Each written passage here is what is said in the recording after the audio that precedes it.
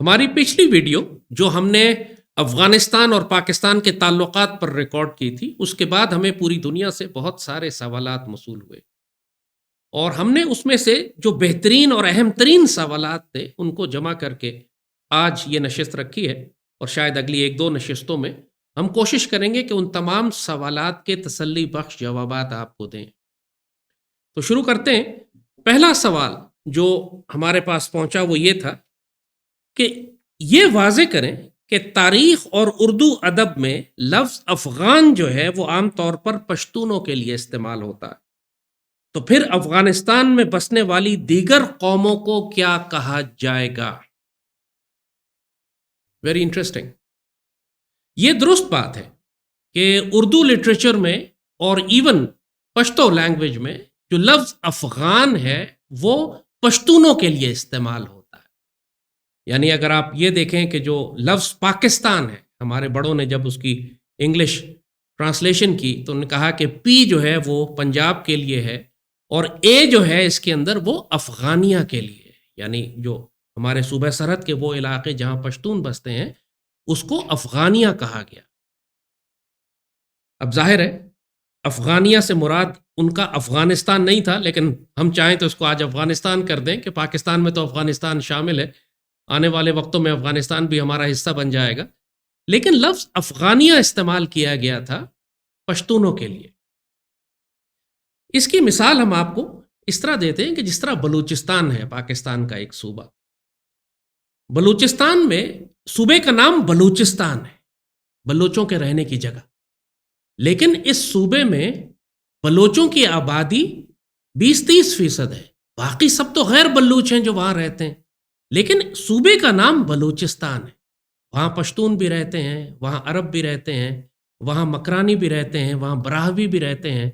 وہاں پنجابی بھی رہتے ہیں، وہاں پہ دوسری قومیں بھی رہتی ہیں جو پاکستان میں بستی ہیں، مگر صوبے کا نام بلوچستان ہے۔ اگر آپ جنرلی بات کریں تو آپ کہیں کہ چاہے کوئی پشتون ہے تو وہ بھی بلوچستان کا ڈومیسائل رکھتا ہے، بلوچستان کی آئیڈینٹی ہے، اس کی بلوچی ہے، اگر آپ جنرلی ٹرم میں استعمال کریں، لیکن بلوچستان کے اندر آپ اس کو ایک پشتون کو بلوچی نہیں کہہ سکتے، آپ ایک براہوی کو یا مکرانی کو بلوچی نہیں کہہ سکتے۔ جو بلوچی ہیں وہ دوسرے ٹرائبس ہیں جو بلوچ ٹرائبس کہلاتے ہیں۔ اسی طرح افغانستان کے بھی 2 لیولز ہیں جب آپ افغان یا افغانستان کا لفظ استعمال کرتے ہیں۔ تو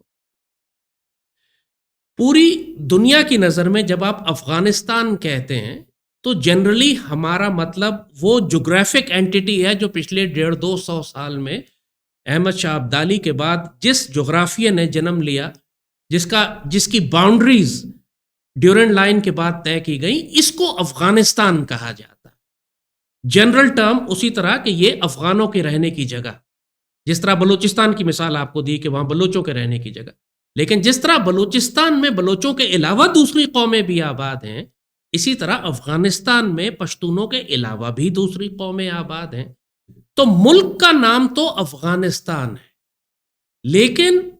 جو خود افغانستان کے اندر جب آپ ڈسکشن کرتے ہیں تو افغان سے مراد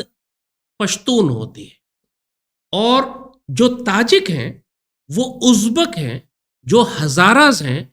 جو ایمق ہیں، جو دوسری قومیں وہاں پر آباد ہیں، وہ آپس کی گفتگو میں اپنے آپ کو ایتھنیکلی، نسلی طور پر افغان نہیں کہتے، لیکن قومی طور پر نیشنلٹی کے حد تک وہ اپنے آپ کو افغان کہتے ہیں۔ آپ باہر سے دیکھیں گے تو تاجک بھی افغان ہیں، ازبک بھی افغان ہیں، ہزارہ بھی افغان ہیں، پشتون بھی افغان ہیں،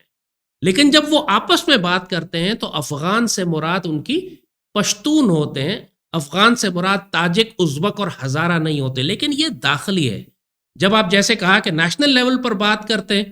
تو ازبک، تاجک اور ہزاراز کے پاس بھی افغان پاسپورٹ ہوتا ہے، وہ افغان سٹیزن کہلاتے ہیں، افغانستان کے شہری کہلاتے ہیں، لیکن جیسے کہا کہ اردو زبان میں جب لفظ افغان استعمال ہوتا ہے، آج ہم بھی جب استعمال کرتے ہیں تو دو کانٹیکسٹ میں، پشتونوں کے لیے بھی لفظ افغان استعمال ہو سکتا ہے، لیکن زیادہ جو آج کل رواج جو لفظ ہے افغان جب ہم استعمال کرتے ہیں تو وہ نیشنل لیول پر استعمال کرتے ہیں، پورے اس جغرافک کانٹیکسٹ میں استعمال ہوتا ہے جس میں ازبک، تاجک اور ہزارز بھی شامل ہیں، صرف پشتون نہیں۔